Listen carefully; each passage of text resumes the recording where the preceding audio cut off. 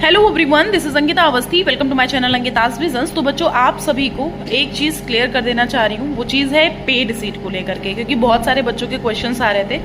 Paid seat आपको ऐसे नहीं मिलती है। पेड सीट ना ही उसका पेड सीट का कोई फॉर्म फिल करना पड़ता है, ना ही ऐसा है कि कोई सोर्स लगता है।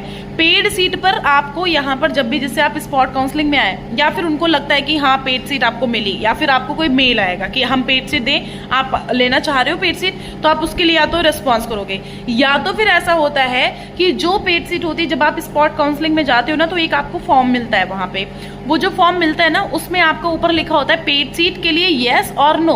अगर आप पेड सीट के लिए इंटरेस्टेड हो, अगर जैसे तुम्हारे नंबर कम होते हैं, अब तुम्हारे नंबर कम है, अब लोगों तुमको लगा कि भैया हमको रेगुलर सीट मिलना बहुत मुश्किल है, क्योंकि हमको रेगुलर सीट अगर नहीं मिली, मतलब ऐसे कुछ बच्चे ऐसे होते हैं जिनको एडमिशन लेना ही लेना होता है।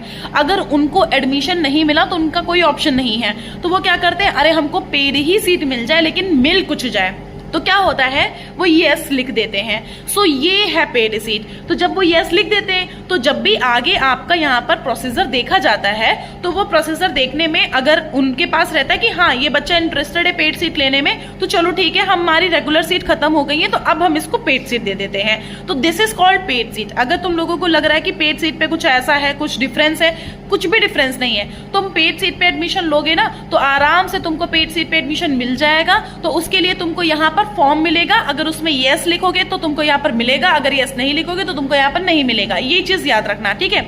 दूसरी बात, यहाँ पर तुम्हारे कहने से कुछ नहीं मिलेगा, यहाँ पर जब वो बोलेंगे वही मिलेगा। और ऐसा बिल्कुल नहीं है कि पेड सीट वाले बच्चों को अलग कमरे में बिठाते हैं, रेगुलर वाले बच्चों को अलग कमरे में बिठाते हैं। सिर्फ तुम्हारा पैसा ज्यादा रुपए दे करके आपको यहाँ पर एडमिशन लेना होता है, बस ऐसा है। जो मतलब फीस है आपकी थोड़ी सी ज्यादा हो जाती है, थोड़ी सी ज्यादा नहीं, मतलब बहुत ही ज्यादा बोलेंगे, क्योंकि यहाँ पर जो अगर इसका देखेंगे, जैसे मान लिया कि 4-5 हजार में आपका काम हो गया रेगुलर सीट में, और उसमें हो सकता है कि तुम्हारा 15-20 हजार में काम हो। तो ये है पेड सीट और रेगुलर सीट में डिफरेंस। तो जितने भी यूजी वाले बच्चे हैं, वो अपने दिमाग में पेड सीट और यूजी ये रेगुलर सीट के बारे में क्लियर कर लें। पेड सीट तुम्हारी तब मिलती है जब तुम्हारा, और वैसे मेन जो पेड सीट होती है ना, ये स्पॉट काउंसलिंग सेकेंड में ज्यादा यूज करी जाती है।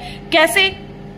कुछ सीट इसमें यूज कर ली जाती है फर्स्ट राउंड में, लेकिन कुछ सीट आपकी सेकंड राउंड में यूज करी जाती है। कैसे? क्योंकि जो मिड पोर्टल इनका ओपन होता है, वो मिड पोर्टल ओपन होने का कारण ही है पेड सीट।